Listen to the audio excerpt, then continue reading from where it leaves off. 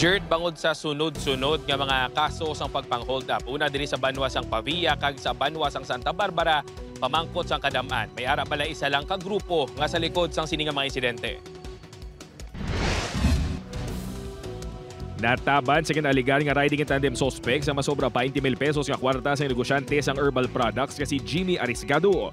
Payag sang biktima ginhold up ini sang duwa ka lalaki nga nagasakay sa motorsiklo sa barangay Guno, Santa Barbara, Iloilo pasado alas 6 Martes ang gabi.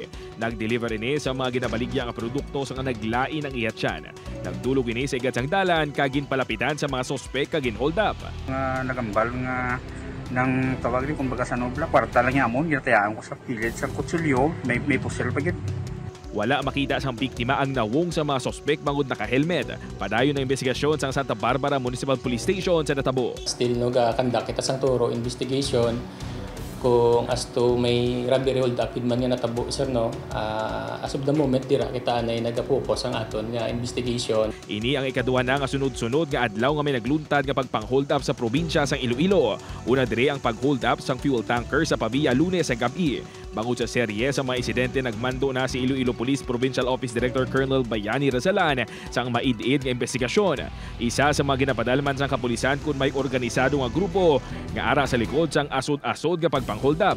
Wala kita ni nag-untat no sa pag-monitor sa ila.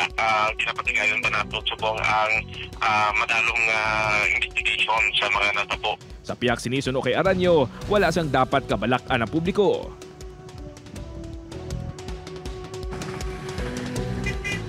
Jert, tubtob subong wala pa natumod sa Santa Barbara Municipal Police Station kung nasino ang mga suspect nga ginatudlo nga nag-hold up sa tagreklamo sa banwas ng Santa Barbara apang padayon subong ang ila nga hot pursuit operation. Jert?